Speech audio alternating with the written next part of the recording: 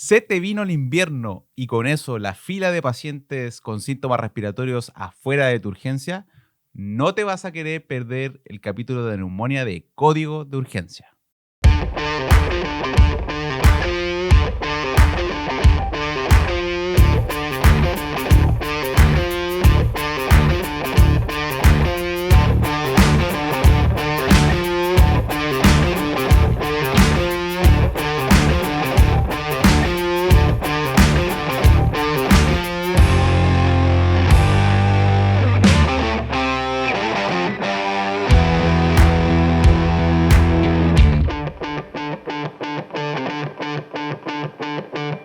Y bienvenidos a un nuevo capítulo de Código de Urgencia, el podcast que cada semana te ayuda a dominar la medicina de urgencia para que tengas mejores resultados con tus pacientes y así trabajes con más confianza y seguro.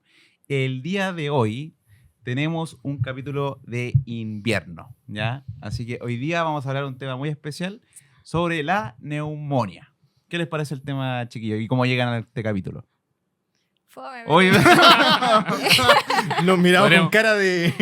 Podríamos hacer la miniatura con ahí con pero unos gorritos. Sí. necesario. Fome, pero necesario. yo no creo que sea un tema fome, porque yo creo que últimamente han habido algunos cambios que es importante considerar y que la gente tiene que saber. Así que no me parece un tema fome para conversar. O sea, yo creo que estamos entrando al invierno y es un tema frecuente, que hay que conversar para que la gente igual tenga las cosas claras en la casa. Sí, se vino el boom. El otro día de turno llegaron como la micro de las neumonias. Todos los pacientes con cuadros respiratorios y se nota como el cambio de estación. Mm. Bueno, O sea, yo creo que de hecho, si ustedes se dan cuenta, ahora lo que estamos viendo es que generalmente el invierno se empieza a adelantar, ¿ya?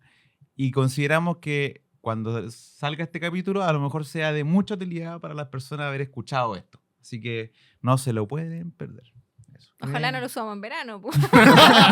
Así como vamos. Idealmente la que próxima tenemos- semana, entonces... súper. Bueno, Oye, entonces, espera. Antes que eso, ¿por qué no le decía a la gente que se suscriba a la página? Porque ahí van a recibir info adicional. eso.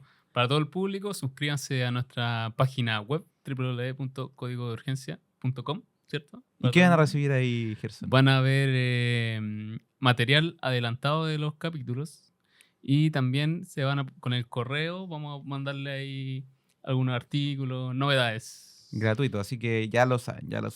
Que no nos están pidiendo harto los artículos, así que estamos adelantando en eso.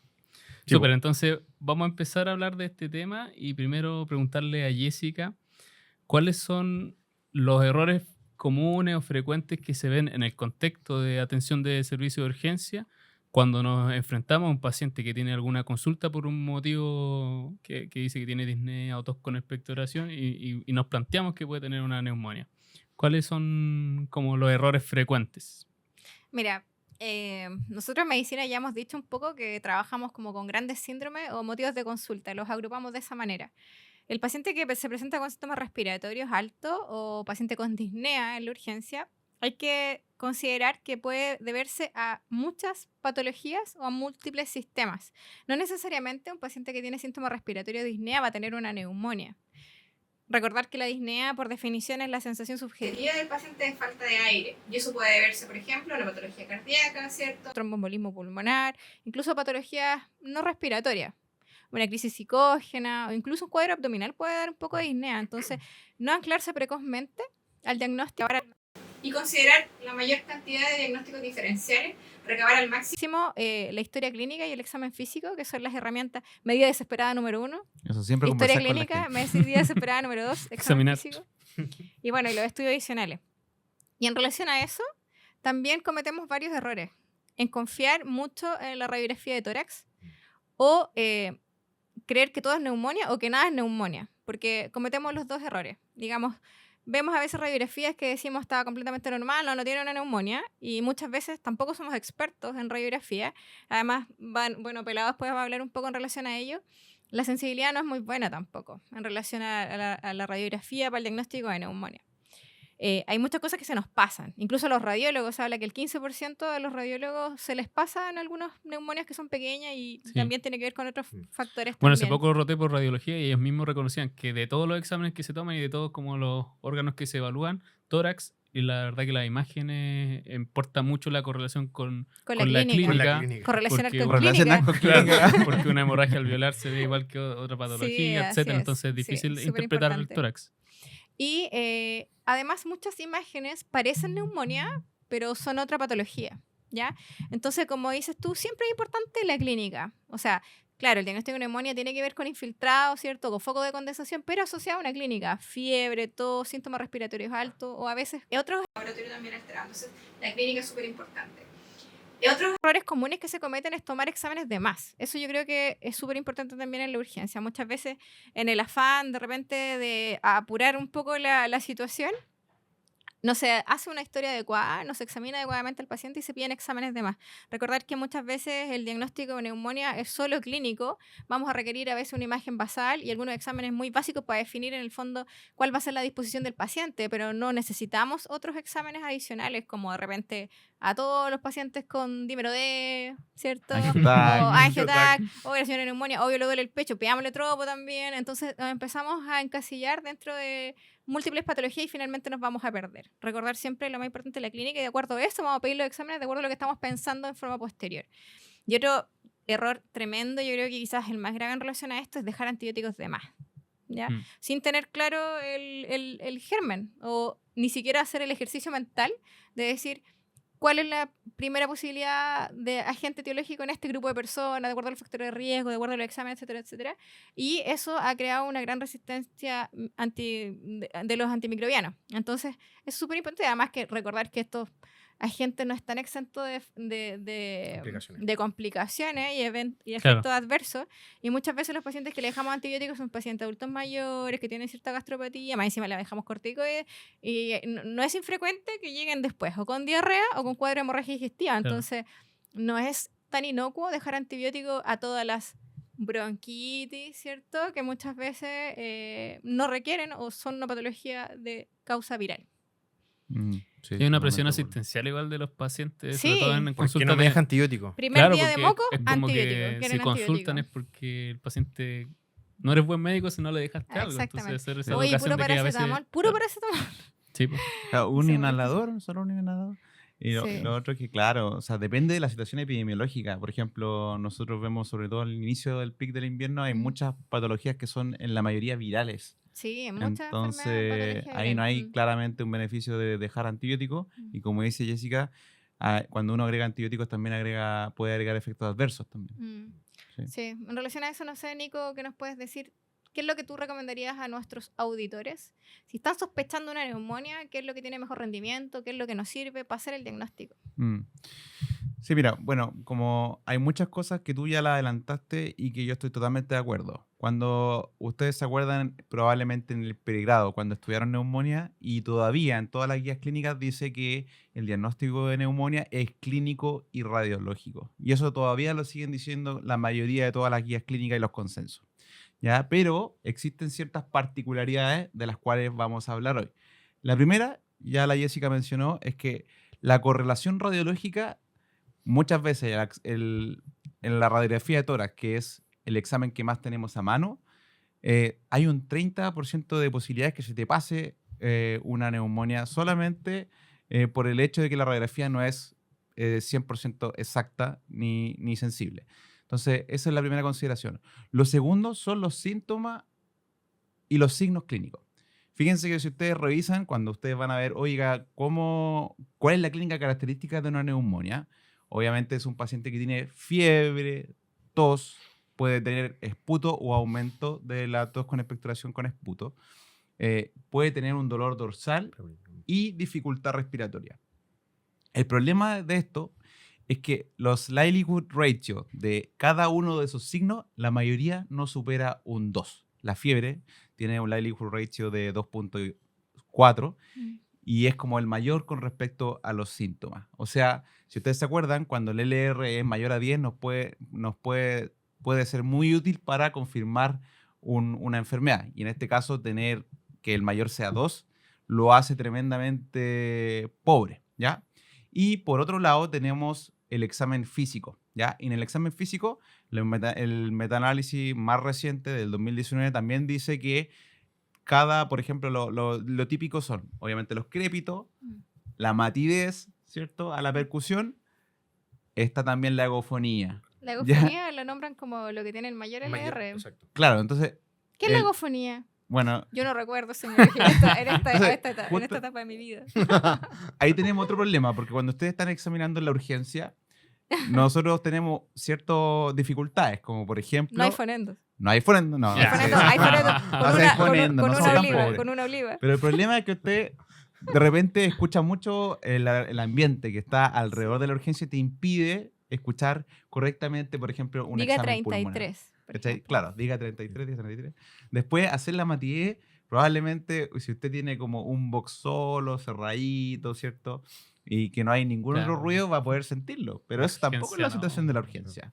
Mm. Y yo te diría que lo que más sentimos nosotros son los crépitos, ya que eso es mucho más fácil. Ahora, efectivamente la agofonía tiene el LR más grande y es en el extremo superior, llega a ser de 8, ninguno pasando el 10, ¿ya? Entonces, si ustedes se fijan, entonces tiene que ser un conjunto, nada por separado. Si usted, es lo que dijo la Jessica, tiene que tomar toda la historia, todo el examen físico y todo eso, la conjunción de todo eso, más apoyarse quizás en una radiología, le puede hacer el diagnóstico. Pero considerando que la radiografía puede estar negativa. Mm. ¿Y en qué pacientes puede estar negativa? Quizá Jorge también nos va a decir un poco, pero obviamente los más difíciles siempre son los adultos mayores, los pacientes deshidratados y aquellos que no tienen riesgo de hacer como condensación, que tienen las defensas muy bajas. Cuando tienen nada de neutrófilo, los pacientes no condensan. Entonces, esas son de las mayores dificultades para poder verlo en una radiografía. ¿Ya? Entonces, finalmente, la radiografía no siempre te va a poder confirmar o descartar que no tengas esto. Sí. Pero aquí les voy a dar un dato, un tips. Si es que los signos vitales están normales LR negativo. y Exacto. el examen físico pulmonar está normal, el LR negativo es de 0.1. Y eso es muy bueno para poder descartar. Por lo tanto, si usted está pensando que un paciente tiene neumonía, pero el examen físico está normal, y aparte de eso, los signos vitales, sobre todo, lo primero que se altera, fíjense que es la frecuencia respiratoria. Si todos los signos vitales, y en especial la frecuencia respiratoria, está normal, la probabilidad de que el paciente tenga una neumonía es bajísima. Sí. Así que ahí... Y recordar frecuencia respiratoria no tan alta, o sea, mayor o igual a 20, hablan los estudios. No hablamos de taquipnea importante como sobre 30, como los scores de riesgo, sino que no. Claro, Solo polipnea. solo la polipnea más de 20 Mm. ya está alterada y uno tiene que pensar que hay algo debajo. Eso es quizás, de importante. ese- De repente, en la urgencia, sobre todo, como con la rapidez de la priori, no es muy confiable a veces como con frecuencia respiratoria. Responsabilidad de cada uno de nosotros cuando pasamos al box, tomar la frecuencia respiratoria y a veces Me- por tiempo como que no se hace. Me ha pasado un adulto Pero mayor y es están con mucha ropa muy importante. y Sí. no es tan notorio que están... Polipneico. Polipnea. Sí. Sí, entonces, ¿qué hace la mayoría de la urgencia? Y lo hacemos todos, miramos la saturación, pero no se olviden de ver cómo Ujú. respira el paciente, el patrón respiratorio, el uso de musculatura accesoria, que son tremendamente relevantes, y además la frecuencia respiratoria. Eso yo diría. Ahora, para poder complementar esto, entonces, Jorge, ¿Qué es lo que como... te falta decir? Claro, que Caché, lo estaba mirando fijamente No, porque no, me yo creo que spoileó no, parte. No, spoileé un poco, pero creo yo que aquí tú tienes que hablar de, oye, tenemos ciertas No. imágenes. Sí, yo lo explico. ¿Cuáles son las distintas utilidades y qué tenemos disponible en la urgencia para poder evaluar el diagnóstico de neumonía? Ya, bueno, complementando lo que dice el Nico, aclarar que cuando te enseñan neumonía, yo creo que en tercero de medicina siempre te dicen que el diagnóstico es clínico, ¿cierto? Entonces hay que agrupar todos estos hallazgos al examen físico o signos, fiebre, tos con expectoración mucopurulenta, disnea, dolor pleurítico, y encasillar al paciente en un probable diagnóstico de neumonía. Cuando llega el paciente, el principal diagnóstico diferencial o el versus que hacemos siempre es si fuera una bronquitis, porque haciendo esa diferencia nos ayuda a saber si dejamos o no dejamos antibióticos. Y con eso lo podemos respaldar en el fondo con una radiografía. Porque ¿cuál es la idea de tomar la radiografía? En el fondo, ver específicamente el foco de condensación. Eso sería lo ideal. Es decir, O descartar diferenciales. claro, es que a eso voy, descartar diferenciales. Porque si yo escucho al paciente con murmullo pulmonar en base derecha abolido o crépitos, sería idealmente que eso se vería reflejado en la radiografía, pero muchas veces eso no se ve reflejado. La radiografía, cuando los síntomas son muy precoces, antes de 48 a 72 horas, no condensan o no muestran ninguna imagen, ¿ya? Entonces, como se spoileó acá Nicolás, que los pacientes que están muy deshidratados o inmunosuprimidos de repente no condensan. Entonces, finalmente, la radiografía es un apoyo a la clínica, eso hay que dejarlo claro. Tiene una sensibilidad aproximadamente que va desde el 45 al 77%. Entonces hay un 30% que nosotros no vamos en contento. Considerando una buena técnica, porque lo otro que nos pasa mucho en la Sí. urgencia, que los pacientes cuando son adultos mayores, dificultad No para pueden movilizar, trasladarse a la no pueden radiografía. trasladarse, le toman portátil y le toman solo una placa anteroposterior Claro. y no hay placa lateral, entonces eso te disminuye bastante también la sensibilidad. Claro, o sea, todas las guías lo que recomiendan en verdad es una placa postero-anterior y lateral. Y ese tipo de radiografía es concordante con la clínica y hacemos el diagnóstico de neumonía. La radiografía portátil, en el fondo, no nos sirve mucho porque hay sectores donde no los órganos, el tórax no queda bien en el fondo O es como difícil, posicionado. Pues es difícil. Retrocardíaco, muy difícil. Sí, de- por lóbulo medio de repente o la língula, etcétera, ¿ya? Entonces eso es lo primero, no vas a hacer la radiografía. Lo otro, los patrones radiográficos que te enseñan en los libros de semiología no son concordantes con el bicho. Porque una cosa es que, por ejemplo, tengo un foco de condensación en ápice o lóbulo medio que borra la silueta cardíaca, debe ser, no sé, pues, micoplasma o debe ser Klebsiella, le tengo que dejar un antibiótico que cubra esos microorganismos. Tampoco es característico. Los focos, o sea, los patrones radiológicos no nos indican qué bicho puede ser, ¿ya? Eso es lo segundo. Lo tercero importante es que, bueno, obviamente como ya dije, no condensan. Idealmente, si ustedes hospitalizan a un paciente, igual repetir la radiografía. Yo sé que habíamos dicho que no lo iba a decir, pero lo dije igual. Está bien. Sí, porque en el fondo, Son si buenas yo estas tengo discusiones. una alta sospecha de neumonía, después Gerson va a hablar de las hospitalizaciones, pero yo hospitalizo a un paciente que no tiene nada, pero aún así la clínica es prioritaria, yo le tomo una radiografía para, en el fondo, ver si tiene algún tipo de complicación o ya un hallazgo, ¿ya? Mm. Eso con respecto a la radiografía. No sé si se me queda algo, ¿sí? Estamos No, con yo eso. creo Lo Sí. otro también que es importante, que esas imágenes se demoran semanas en borrarse, a Sí. pesar de que el paciente ya esté bien, porque muchas veces se verían pacientes porque le persiste en la radiografía un foco de neumonía, pero Claro. recordemos que es imágenes, clínica, examen físico, un O sea, contexto. ya, tampoco me quería meter en ese tema, pero claramente, Mm. idealmente el paciente después de ser dado de alta tiene que tener un control radiográfico a las 4 a 6 semanas para lo que se llama ver si Eso está no- limpio de no la hay que imagen. hacerlo, sí. No hay que hacerlo nosotros. No. ¿ya? No, Pero el no paciente no es la haga- urgencia. No No haga lo ese haga. control de la No urgencia. lo haga, No pero es la en el urgencia. fondo el No se mensaje manda al es que- CESFAM, a la claro. sala IRA como los manda Gerson, los controlan, le hacen todo el seguimiento y ahí le toman la radiografía. Ya, Claro, pero sí. ese es otro tema. Ya. No, no. Otra cosa importante son los escáneres. Y está como, o sea, de repente caemos muchas veces en tomar, la radiografía no tiene nada, tomémosle un escáner, ¿ya? Pero tenemos una alta sospecha clínica. En el fondo, ¿para qué le vamos a tomar el escáner? Solamente le tomamos escáner cuando nosotros sospechamos algún tipo de complicación, pues es decir, derrame en la radiografía o algún foco de condensación que vele completamente el hemitórax derecho-izquierdo. Y en esos casos lo hacemos. Si no, en el fondo es tratamiento empírico, no nos va a cambiar la conducta, ¿ya? Claro. Esto es, Mm. o sea, se describe que el TAC es el gol estándar, obviamente, pero aún así... No es para todos. No es para todos, pues a eso Mm. voy. Pues, Hay ¿ya? que tener juicio para quien pedírsela. Como Sí. dices muy bien tú, si sospechas complicación, ya sea un derrame con empiema o quizá un absceso, ¿cierto? O una cavitación. Sí, po. Eh. Lo que pasa mucho es que llega el paciente con neumonía, le tomamos la radiografía, chuta, no tiene nada, pero no pensamos en ese gap de que quizás no condensa, tomemos el escáner. Y el problema es que llega el escáner Está y igual. tampoco tiene nada. Entonces, ¿qué vas a hacer? No te va a cambiar la conducta. Si igual le vas a dejar la moxi o igual lo vas a hospitalizar con ceftriaxona. Ya hay que tener muy claro ese tema. Y lo otro muy importante para los urgenciólogos es la ecoscopía o la ecografía pulmonar. Hay varios protocolos. Dentro de ese protocolo Blue, que no voy a hablar de eso, pero existen hallazgos a la ecografía que son mucho mejores que tomar una radiografía. Una ecoscopía pulmonar en médicos entrenados puede pesquisar mucho mejor en el fondo que una radiografía algunas imágenes. Mm. Se describe una sensibilidad y una especificidad cerca al 90% con respecto a la radiografía, ¿ya? Podemos encontrar broncograma aéreo, o sea, bueno, dinámico o estático, condensaciones, signo de hepatización, obviamente líquido, derrame pleural, etc. Y eso, junto con la clínica, nos orientan en el fondo a un diagnóstico de neumonía. Ahora, si llega un paciente y yo le hago una ecografía, yo tampoco me quedo tranquilo con eso, es una alta sospecha, ¿ya? En el fondo uno le hace, o se está descrito que uno le hace la ecografía por mientras espera una radiografía, pero es como para orientar un poco más el diagnóstico con los diagnósticos diferenciales, ¿ya?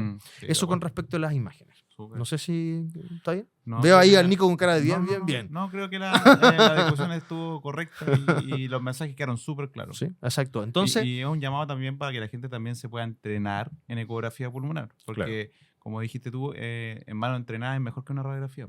sí, sí. Pero en espera obviamente de la radiografía y siempre lo clínico, la clínica es la que manda. ¿Ya?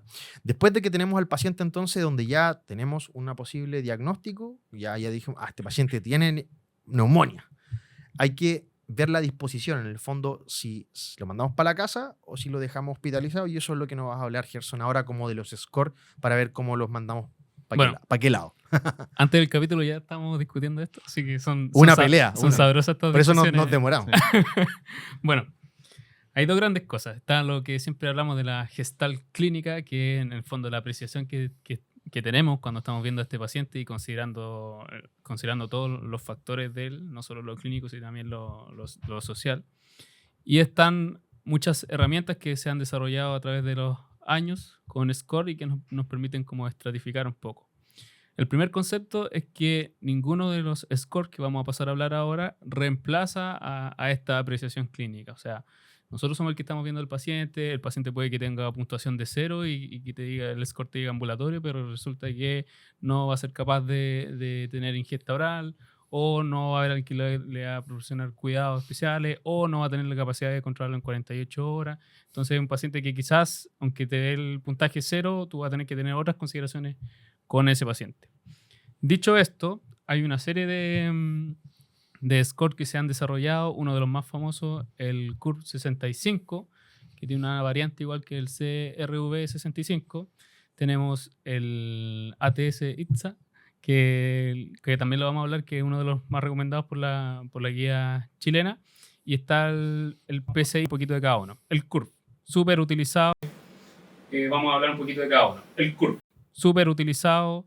5 factores: conciencia, urea, frecuencia respiratoria, presión arterial sistólica bajo 90, diastólica bajo 60, y que sea edad más de 65 años. Cada uno de esos te suma un punto, te lo estratifica en 3 niveles. 0 a 1, tratamiento puede ser ambulatorio. Si suma 2 puntos, considerar hospitalización. Si ya más de 3, como hospitalizarlo de frente, incluso considerar una cama UCI dependiendo de otros factores. Está la variante que es sin la urea, o sea, como saltarse el pedir un examen en caso de que tú estés en un contexto, un entorno SAPU, lo que sea, que no puedas tener acceso como tan fácil a una toma de exámenes para poder un poco como cortar el que tomar la decisión de chuta, ¿lo derivo o no? Oye, para la gente que nos ve en otros países, cortar el queque significa tomar decisiones. Claro. Quizás qué significa cortar el queque en otro. No, sí, por eso tengo que decirlo. Oye, podrían dejarlo en los comentarios. ¿Qué es Claro. cortar el queque? Esa es una herramienta como básica de las que se usa, que permite más como ver el paciente si lo puedo manejar de forma ambulatoria. 0 a 1 punto es como el de bajo riesgo y te ve mortalidad a los 30 días. O sea, así se estratificó la escala. La verdad es que se hizo como en un estudio de pocos pacientes, una cohorte de 1000 pacientes. Después está el PCI, que es una herramienta que también ve mortalidad al mes, que entran más factores a la juguera, es una escala un poco más larga, nadie se la sabe de memoria. La verdad que los invitamos a usar herramientas como Medcal o otras páginas que te permiten hacer estos cálculos con calculadores en los teléfonos, que permiten hacerlo más fácil. Incorpora un poco más de exámenes de sangre, glucosa, electrolitos, Lo gases. complejiza más, ¿no? Lo complejiza más. Y en el fondo también estos scores, de alguna manera, tratar yo lo entiendo así como de ordenar lo que uno hace cuando evalúa a este tipo de pacientes y quiere considerar Estratificar el riesgo. y que quiere estratificar el riesgo. Sí. Y luego está el ITSA, el ATS, por su sigla en inglés, American Thoracic Society, que tiene criterios mayores y menores. Tiene 2 mayores, que son como el uso de vasopresores y el uso de ventilación asistida y una serie de criterios menores, entre los cuales igual hay exámenes de sangre, y ese es uno de los que te permite ver la disposición de un paciente UCI. Si tiene un mayor más una serie de menores, pero en realidad casi con el mayor que los cumple el tiro, porque si el paciente está con vasopresores o si está ventilado, obvio que va a necesitar una cama de UPC por lo menos. O si no tiene ninguno de esos dos, pero tiene una suma de criterios menores, te permite ver como esa disposición. Entonces, de nuevo, primer concepto, nada reemplaza la gestal clínica. Segundo concepto, hay una serie de herramientas, acá nombramos 3, CURV, el PCI y el ATS-ITSA, para poder estratificar a este paciente, y son herramientas que nos ayudan a ver a qué paciente que estamos volando en la urgencia o un servicio de urgencia de menor complejidad es una alta segura, es un paciente que requiere estar hospitalizado o un paciente que requiere una cama de UPC. Súper. Oye, sí, bueno, la mayoría de las veces es fácil tomar la decisión cuando del requerimiento de UPC cuando el paciente o cae en ventilación mecánica o tiene uso de vasopresores. Pero donde hay dado que la neumonía es dinámica y pueden haber pacientes que evolucionen mal, estos scores te pueden ayudar a tu impresión clínica. Y yo creo que aquí me acuerdo mucho de que la gente me pregunta, oye, pero ¿para qué le vamos a tomar un gas arterial si está saturando, no sé, 95 con 3 litros de oxígeno? O sea, no va a cambiar la conducta. Hay muchas personas que le he escuchado decir eso en la urgencia, pero no se olviden que la PAF igual tiene cierta utilidad, ¿ya? En el sentido que te ayuda a estratificar riesgo. Porque, por ejemplo, si tú tienes un paciente que tiene, y de hecho está dentro del score, mientras las PAFI son menores, quiere decir que el paciente tiene más shunt, ¿cierto? Donde el oxígeno, o donde el paciente no está respondiendo a oxígeno. Entonces, eso te habla de que la neumonía no es tan leve. Es como o sea, las personas que no están de acuerdo con tomar un gas arterial para estratificar riesgo, yo creo que están equivocadas. Entonces, el llamado es a no menospreciar todo lo que tienen a disposición, ¿ya? Eso. Súper. Bueno, Jessy, pasemos a antibióticos. Como uno de los temas yo creo que es más que la gente quiere escuchar, que la gente quiere escuchar y de la práctica diaria. O sea, tú ves a un paciente y le digo, ¿le dejo o no le dejo antibiótico? Y me va a dejar amoxicilina. ¿Cuál le dejo? Eso no me hace nada. Eso ya lo he doctora. tomado. Claro. Soy alérgica. ¿Qué le pasó? No, me duele la guata. Así. Sí. No, mira, para hablar de antibióticos, un poco hay que recordar también las etiologías más frecuentes de la neumonía. Recordar que las neumonías pueden ser no solamente bacterianas, ¿cierto? Igual que casi todas las patologías en medicina, pueden ser patologías virales, ¿cierto? O incluso gérmenes oportunistas como hongos. En general, las neumonias, casi la mayoría van a ser virales. Dentro de los virus, tenemos depende de la época del año, ¿cierto? En la época de la gripe, la influenza, parainfluenza, en la época del COVID, la mayor cantidad de neumonía eran por SARS-CoV-2. Hay metaneumovirus, rinovirus y otros tipos de coronavirus también, ¿ya? Pero en general, dentro de las más frecuentes que vemos nosotros en pacientes hospitalizados, las neumonias bacterianas, está el Streptococcus pneumoniae dentro de los más frecuentes, el Haemophilus influenza, la Legionella, la Moraxella. Eso es como lo más frecuente dentro del tema bacteriano, digamos. Recordar también que pueden haber superposición de germen, pues pueden haber un virus que se sobreinfecta con alguna Coinfecciones. bacteriana, ¿cierto? Las coinfecciones. Y en algunos grupos de riesgo también hay otros gérmenes como la pseudomonas, otros gérmenes más resistentes que vamos a conversar también un poco. Entonces siempre es importante que cuando estemos pensando en dejarle un tratamiento antibiótico a un paciente, ya primero tiene que tener el diagnóstico de neumonía, y eso ya lo discutimos. Sí. No una bronquitis, ni un resfrío y un poquito de amigdalitis, así, una purulenta. No, tiene que tener neumonía. Está para como empezar. verde el pollo, doctora. Sí. Me va a dejar Sí. antibiótico. No, y algunos de partida. ¿Me hace una receta antibiótica? Sí. Ya, bueno, entonces primero tenemos que tener el diagnóstico de neumonía. En ese momento tenemos que ver si el paciente qué edad tiene y qué comorbilidades tiene. De eso también va a depender lo que vamos a dejar y la gravedad de la infección, ¿ya? Si un paciente que hicimos todo el paso que dijo Gerson, paciente que vamos a manejar de acuerdo a los criterios de gravedad en forma ambulatoria, es menor de 65 años, no tiene ninguna otra comorbilidad, ese paciente podría quedar solo con amoxicilina, por ejemplo. Si el paciente es mayor de 65 años y tiene alguna otra comorbilidad, podríamos agregar un inhibidor de beta-lactamasa, o sea, dejarle, por ejemplo, amoxicilina con ácido clavulánico, Estamos ¿Ya? hablando de un paciente EPOC, Exactamente. Ya, diabético. una insuficiencia cardíaca, diabético, patología pulmonar crónica. ¿ya?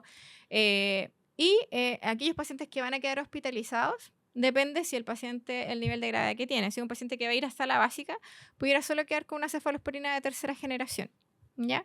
Los pacientes que van a ir a sala ya, paciente que requiere una cama crítica, una paciente UPC, en ese grupo de pacientes está demostrado que tiene mayor utilidad el tratamiento vía asociado, o sea, una cefalosporina de tercera generación, asociado, por ejemplo, a un macrólido, o dependiendo también de los factores del riesgo del paciente, uno podría considerar otro antibiótico. Por ejemplo, si el paciente tiene alguna patología pulmonar crónica de base, como bronquiectasia, ¿cierto? Fibrosis quística, y tiene factores de riesgo en el fondo para tener pseudomonas, uno podría dejar una quinolona asociada.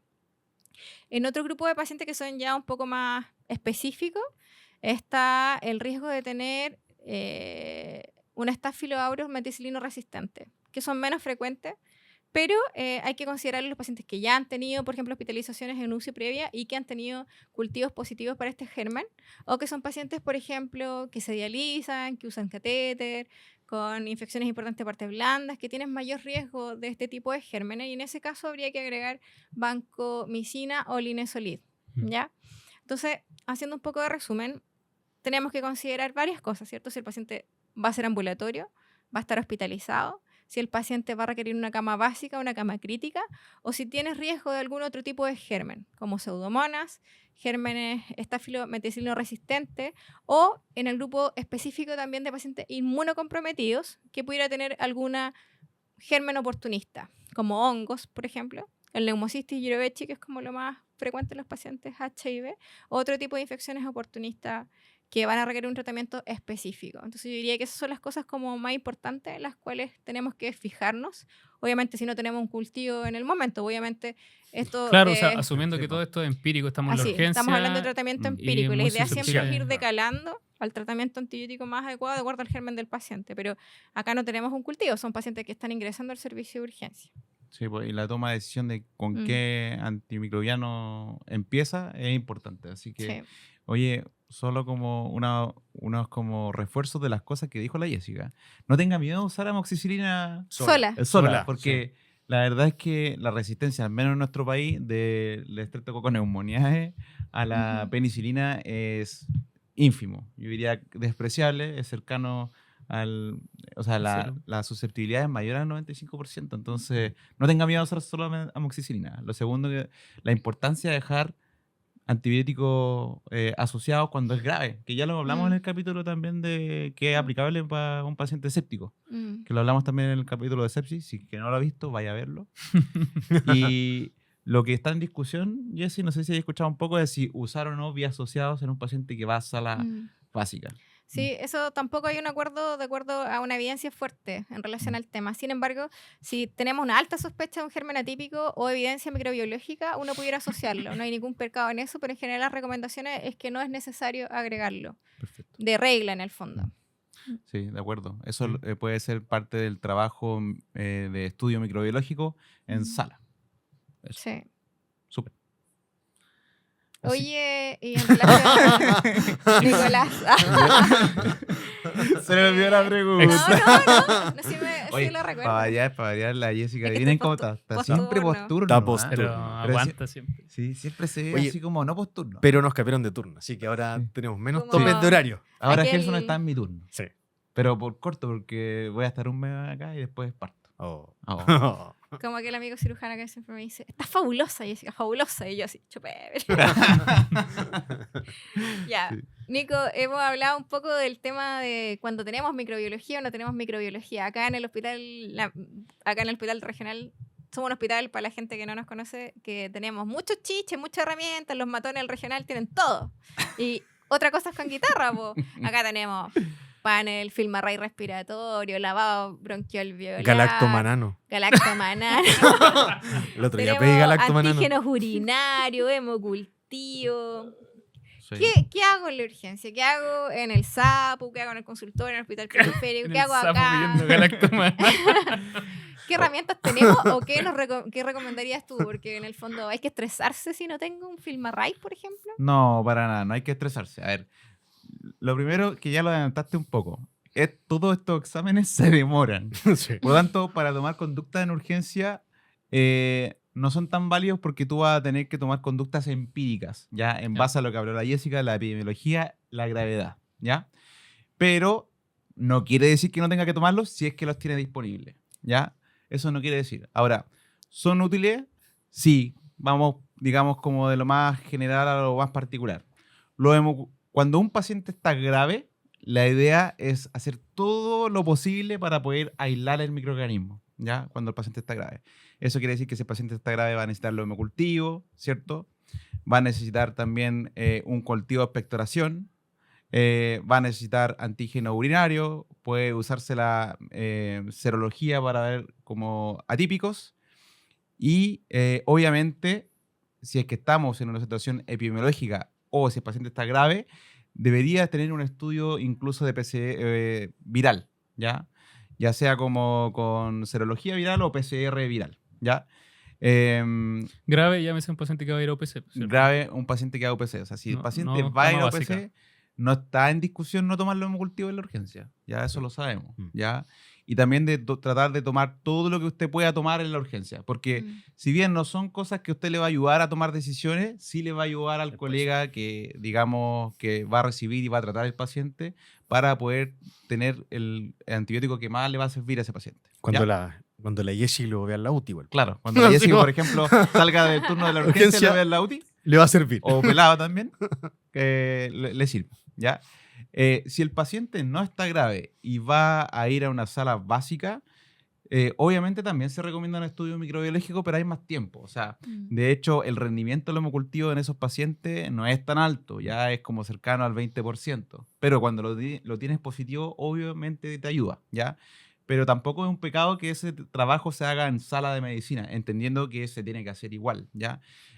También obviamente hay que tomar, si que usted tiene disponibles los antígenos urinarios, los debe tomar. Y también tomar cultivo de expectoración, ¿ya? Muchas veces esto ayuda a ocupar el antibiótico que más le va a servir al microorganismo. Y lo otro es que en casos de epidemiológicamente con brotes de virus especiales, como por ejemplo cuando fue el COVID o también ahora que estamos en un periodo peak de influenza, obviamente tener el panel respiratorio viral sirve sobre todo para poder ver también el tema del manejo en cohorte de los pacientes o algún aislamiento especial que requiera, ¿ya? Eso como con respecto al tema de microbiológico. Ahora, ¿Y ambulatorio? ambulatorio, esto es una buena discusión. ¿Es necesario? No, no es necesario. Ya lo hablamos. ¿Por qué? Porque la Jessica dijo que lo más probable es que sean los, número uno, sean los mismos microorganismos de siempre, un estreptococo neumoniae, un haemophilus, ya puede En el ser... grupo específico. Claro, puede pseudomonas. ser viral Mm. también, pero lo atípico ya son más raros, pero puede ser, ¿ya? Mm. Y se ve harto en. Bueno, eso es como una crítica al sistema, pero se ve harto en el sector clínica, sector privado. Entonces te va por un cuadro respiratorio y clásico es con pack hacerle todo panel viral de lo que haya, Ah, que sí. son, Claro. son carísimos en el sector Mm. privado. Y la verdad es que mucho Claro, de le lo que hablamos cobran aquí en la todo, urgencia es cosas que nos van a cambiar conducta. Pues, Sí, y y si le no te piden va a hasta cambiar tropo. conducta- ¿De qué le sirve que, por De ejemplo, nada. tenga un resfrío y aisló usted que tiene un parainfluenza? No, no sirve de nada. Pues entonces, de repente, no hay que tomar exámenes de más. Ahora, donde hay una buena discusión clínica y académica es, oye, ¿sirve algún examen para tomar la decisión si le pongo o no antibiótico? ¿Han escuchado esa discusión? La típica, oye, si le tomo mira, la PCR me salió en 50, así que yo creo que este paciente necesita antibiótico. O, ¿sabes qué? La La proca. procalcitonina La me proca. salió alta, así que yo creo que este paciente necesita antibiótico. Ya. Eso también es una buena discusión clínica porque no es un estudio microbiológico, pero sí, supuestamente ese examen te podría ayudar a discriminar a qué paciente se benefician los antibióticos. Y si es bacteriano o no. pues. Y si es Exacto, bacteriano o no. exacto. Ya. Resumámoslo así súper simple. No está demostrado que sirva. ¿Ya? No está demostrado que sirva.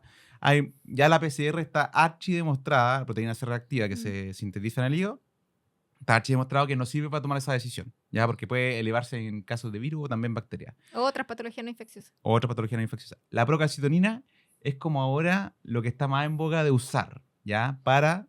Saltó como ¿Lo vieron o no? Ya. No. ¿Qué saltó? Yo me Olvídalo, olvídalo. imagino que, Sí. pero Ya. Sí. llevaba influenza. No, eso tenía COVID. Sí, si está en 4 casos a anotar. Ya, nada, resulta que la procalcitonina, que es como se sintetiza en la tiroides, ya está como en boga si es que sirve o no para tomar esa decisión. Y la verdad es que los últimos estudios en urgencia no han demostrado que sirva para que el clínico tome una decisión si deja o no antibióticos. Sí, ¿ya? Es más ahí, para suspender antibióticos. exacto. Claro. Y para hacer Pero- seguimiento en el Lo- fondo de calaje. Lo que no dice que no sirva para el clínico que ya ve a los pacientes hospitalizados. Yo Mm. estoy hablando netamente en el área específico de urgencia. Así que ahí tiene el resumen. Así que eso. Ahora, pelado. Jorge. Se robó mi No. parte de la procalcitonina. No, nada. Ya No, si siempre no, me lo tus preguntas según tú, ya, pero la pregunta es, ¿hay algo nuevo aquí en el 2024 con respecto al manejo de la neumonía? ¿O qué cosas como innovadoras tú nos podrías contar? O A ver, mensajes No importantes. sé si innovadoras, pero quizás dar datos concretos. Por ejemplo, con respecto a los antibióticos, mencionar el rol de la acitromicina. La acitromicina o la eritromicina, que son parte de la familia de los macrólidos, tienen un efecto bien característico que es un efecto como antiinflamatorio e inmunomodulador. ¿Ya?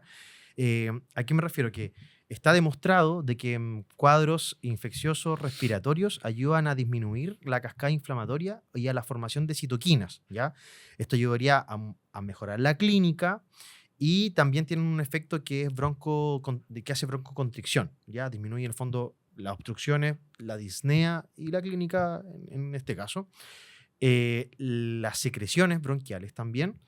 Y actúa en toda la cascada inflamatoria en el fondo, disminuyendo todo eso. Entonces sería un buen antibiótico. Muchas veces nosotros, como tenemos acceso a hartos antibióticos, podemos dejar otros tipos, pero en APS, en CESFAM, en otros consultorios, no tienen mucho stock de antibióticos. Entonces, como que no perder o saber el rol de la citromicina, que es un buen medicamento, y pueden dejarlo y pueden tener buenos resultados con respecto a eso. Sí, ahora sobre ¿Ya? todo en los pacientes graves, ¿eh? Se ha Sí. demostrado o hay un poco más de evidencia que respalda que el uso, cuando tienes un paciente grave, que asociarlo a un beta-lactámico más la citromicina, un macróleo, tiene mejores resultados aparentemente si tú lo comparas con quinolona, ¿ya? Mm. Dependiendo de la población. Obviamente la Claro. Jessica habló de las poblaciones que se benefician como de cobertura de quinolona, pero ese efecto antiinflamatorio parece tener resultados positivos también en la literatura. Claro, y lo único malo es que tiene mala tolerancia gástrica. O sea, se describe alrededor que el 35 hasta 40% tienen harto más síntomas gastrointestinales, náuseas, vómitos, de repente diarrea.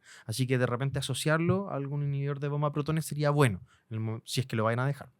Eso es una cosa, como un tips de antibiótico. El otro tips era el tema de los corticoides. Ya creo que igual lo conversamos un poco antes. No sé, ya me perdí. por turno? Típico, no, pero es que ya como que hemos No. picoteado como los. No, pero tú los funcionas temas bien de- por turno, me he dado cuenta. Sí. El tema de los corticoides, clásico paciente que está con neumonía y le vamos a dejar prednisona por un par de días porque está inflamado y los corticoides hacen bien. La evidencia dice que en pacientes que cursan con neumonía, que son en fondo leves o moderadas, por clasificar de alguna forma, o que no tienen criterios de neumonía grave, no sirve de nada. ¿Ya? Eso, hay una revisión del 2023 que son de corticoides en neumonía de la New England, que bueno, habla de la dosis de corticoides de hidrocortisona en neumonía grave, que ahí clasifica y menciona que en los otros pacientes que no tienen neumonía grave no tienen ninguna evidencia, todo lo contrario, tienen más efectos adversos como hiperglicemia y todos los efectos adversos de los corticoides. En ese estudio, lo que se administró fueron dosis de corticoides de 200 miligramos de hidrocortisona por 3 a 5 días, con un posterior decalaje hasta 7-14 días, ¿ya?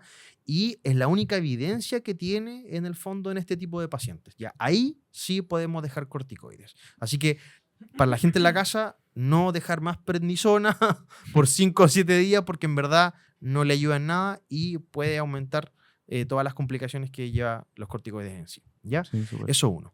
Lo otro importante es la CENAF. Existe un otro estudio, el Florali, perdón, me tupí, que ya es antiguo, es del 2015. Y yo leí otro estudio igual que era como la revisión de pacientes COVID, que mencionaban el tema de la CENAF para en neumonía grave evitar, o en neumonía moderada leve, para evitar en el fondo a que caigan en ventilación mecánica, ya por un tema en el fondo de pacientes que están cursando con hipoxia o requerimientos de oxígeno, ya. La instalación precoz o la indicación precoz de CENAF para en el fondo corregir estos trastornos de la oxigenación ayudarían a una evolución mucho más favorable en los pacientes con neumonía, ya. Así que de repente dejarlos con naricera o dejarlos con mascarilla Venturi, quizás darle una vuelta, evaluar todos los factores de riesgo del paciente y ser más como activo al momento de indicar la CENAF para evitar que el paciente se deteriore más rápido. Eso es otro importante. Igual Claro. el Florali es un estudio del New England, ya igual es Sí. importante que lo revisen. Los nombro porque siempre nos piden la bibliografía, entonces O sea, Hay que si- suscribirse a la hay que página. suscribirse a la página, igual les vamos a mandar todas las cosas por ahí, pero sí, sí. bueno. O sea, si usted quiere recibir toda esta información, se Era un suscribe a la spoiler. página. Si Era un no, spoiler. no pasa nada y escucha esto. No pero se los voy a No lo mandar. pida, pues, o sea, Sí, suscríbase. No les voy a mandar el estudio. No. Pero eso, entonces corticoides, la CENAF y ¿qué más dije? Y el antibiótico, como No, dato súper. como de la citromicina. Sí, ¿Ya? yo creo que esas son las cosas nuevas que se han hablado y no, una buena herramienta la cánula nasal de alto flujo. Lo utilizamos mucho en pandemia y lo estamos utilizando cada vez más. Además, requiere un entrenamiento que no es tan complejo, ¿cierto? Es distinto, por ejemplo, el uso de la ventilación mecánica no invasiva, que estamos menos habituados y requiere que el personal esté altamente entrenado. Entonces, la cánula nasal de alto flujo ya es más fácil y la gente adquirió la experiencia en la pandemia. Oye, quiero dar otro dato de lo que comentaste recién sobre la apocalcitonina. Hay otro estudio, ya que estoy dando tips de nombres, hay uno que se llama ProActrial, ¿ya? Que en el fondo evaluó la necesidad de tomar procalcitonina y una casi curva de procalcitonina para evaluar si se administraban o no antibióticos. Hubo un corte que no recuerdo en este momento, lo sabía, para decidir si dejarle o no antibióticos a los pacientes. Este fue un estudio que se realizó en urgencia. Ya, igual es importante para nosotros. Y claro, como decía el Nico, no se vio mayor Cambio de conducta. cambio de conducta. ¿Ya? O sea, los clínicos dejaban antibiótico igual, independiente del resultado. Sí, pues exacto. Si les da, ¿por qué? Porque si les da una procalcitonina baja, como ya lo hemos hablado, y el paciente tiene toda la clínica de neumonía, no te va a cambiar nada la conducta, le vaya a dejar la moxi sola. Sí o sí, ¿ya? Así que eso. Súper. Y Cerremos dijimos- con intubación. Eso, sí, eso, Gerson. Gerson, Motivado. una pregunta compleja, porque muchas veces tenemos pacientes críticos y decimos, oye, ¿cómo tomamos la decisión de, no, sabes que hay que conectarlo a la ventilación mecánica? ¿Qué herramientas tenemos y qué usamos en la práctica? Bueno, la neumonía severa, yo creo que reúne, dependiendo del escenario, va a reunir una o más de las tres indicaciones, de las tres grandes indicaciones de intubación. O sea, si es un paciente que viene con una insuficiencia respiratoria... Gracias, jefe. Pasó, Si no, después nos pasó reta. desapercibido. Pasó repiola. Nadie lo vio. Siempre trato que se acerque Gerson, lo han dicho en los comentarios.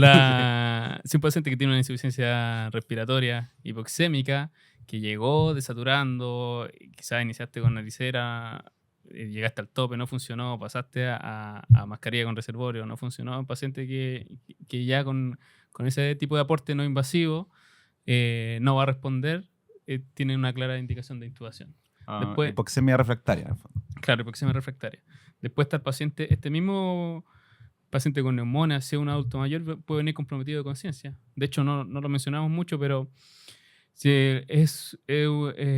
puede ser una presentación como un síndrome confusional, como un compromiso de conciencia en un adulto mayor, que no tose, que quizás no tiene fiebre y quizás está desaturando un poquito y taquimneico, y puede ser toda su presentación. Entonces, si el paciente no protege vía aérea, también va a ser y está grave, se ve grave y tú lo reanimaste y sigue con un Glasgow bajo o comprometido de conciencia o mal manejo de secreciones, también un paciente que va a ser candidato a intubar, no llegar a intubarlo porque lo ve un poco comprometido sin reanimarlo previamente. No ser Yo diría que en becado. claro, este paciente nos pasa mucho. La mayoría de la gente que tiene aunque tenga una poquita ya red de apoyo, va a consultar. A la primera que se sienta mal, mialgia, fiebre, taquimnea, consulta. Pero ese paciente yo diría que es el típico que, no sé, tiene una red de apoyo, pero lo va a ver cada 2 días o cada una semana. Yo creo que ese es como el paciente que más nos llega. De repente va una tía o alguien a verlo y lo ve que está mal nomás, que está en la cama, que está azul, que no responde y llegan y lo toman y lo llevan al hospital, ¿cierto? Nos pasa muchas veces, como el paciente con Pasa. una neumonía grave que se aguantó en la casa porque al mismo no le dio para consultar y lo trae SAMU y lo trae mal. Y a veces con mal manejo de secreción o comprometido de conciencia. Y después está el paciente, la tercera indicación, el paciente que uno prevé que su condición clínica va a empeorar y ahí va mucho igual por el grado de vasopresores. Que en el mismo ejemplo anterior, este paciente que estuvo una semana en la casa, que vivía solo, que era rural, que nadie lo pudo traer antes y, entre comillas, como decimos nosotros, se comió el shock en la casa, viene súper mal perfundido, lo reanima, le empieza droga vasoactiva, como vimos en el capítulo anterior, ya está en dosis de Nora 0,3, ya llega un momento que tú plantea, aunque ese paciente, aunque tenga neumonía, pero no tenga falla ventilatoria primaria, ese paciente tú ya vas a pensar en intubarlo para disminuirle el esfuerzo respiratorio, ventilatorio que involucra y restarle ese 30% de gasto cardíaco que significa el trabajo respiratorio. Entonces, un paciente con una neumonía severa, que hay que saber reconocerlo, primero, como dijimos antes, la gestal clínica, como tu apreciación y después la herramienta, es como el paciente que reúne una o más de las indicaciones para intubarlo y que sea un manejo de UPC en paciente crítico. Sí, totalmente de acuerdo. Sí. No, súper. ¿Le gustó? Me gustó. Quizá yo agregaría que un mensaje que muchas veces antes de la pandemia la gente mucho intubaba por, no, tiene una PAFI de tanto, así que hay que intubarlo. Y hubieron muchas capacitaciones, hubieron mucha discusión académica de cómo tomar esa decisión. Y más que un número, porque los gases arteriales tampoco son tan fidedignos cuando uno calcula PAFI. Nunca, Sí. jamás son tan fidedignos y son bien variables porque puede variar hora a hora. Es el nivel de esfuerzo ventilatorio, ¿ya? Si el paciente está clínicamente agotado, porque podéis tener un paciente con, qué sé yo, FIO2 al 40%, pero está clínicamente agotado, o sea, es decir, está respirando, casi está con las pestañas o está usando los músculos del cuello para respirar o respiración paradojal, usted también tiene que pensar en proteger la vía aérea, ¿ya? Independiente del nivel de chant o requerimiento de oxígeno que tenga. Eso es como un tip. Sí. Oye, yo quiero agregar una cosita que me acabo de acordar. ¿Ya? Lo que pasa es que En igual, relación al primer punto. en relación al inicio. O a otro tema. No, terapia broncodilatadora igual es importante, ¿ya? Porque me ha pasado que he recibido pacientes con neumonía de que les dejan amoxicilina, pero el paciente llega en sibilante y no, doctor, estoy así hace una semana y en verdad estoy con el amoxi y fin, ¿ya? Igual adaptar en la urgencia siempre a las necesidades del paciente, por el fondo. Está bien, está con neumonía, requiere antibiótico, lo manda para la casa, ¿ya? Pero si usted escucha a un paciente sibilante, déjele algún broncodilatador, porque en el fondo ese paciente tampoco va a andar bien, pues nos va a llegar a nosotros después con uso de musculatura accesoria, como dice Nicolás, respirando con las pestañas, entonces finalmente igual va a terminar en intubación. Un paciente que pudo haber andado bien en la casa, con algo súper básico, diría yo, finalmente termina en UPC. Súper. Súper. Totalmente Cerremos. de acuerdo. Cerremos con mensajes finales. A ver, mensaje final número 1. El diagnóstico de neumonía, como dijimos todos, concordamos, es más clínico que radiológico porque la radiografía puede estar normal. Segundo mensaje. ¿Antibiótico? Antibióticos, depende del grupo de riesgo, ¿cierto? Recordar si tiene comorbilidades, la edad, si tiene factores de riesgo para pseudomonas o algún germen resistente, si tiene antecedentes de hospitalizaciones previas en un servicio crítico, por ejemplo. Ya, pero recordar que la mayor parte de los pacientes con neumonía van a requerir solo tratamiento antibiótico oral, no menospreciar la amoxicilina sola, ya, que es un buen antibiótico y en un grupo específico de pacientes tiene muy, muy buena cobertura. Súper. De evaluación de riesgo, la apreciación clínica que tenemos del paciente, lo como evaluamos en toda su esfera, y después ciertas herramientas que tenemos, cada una como saber bien para qué sirve.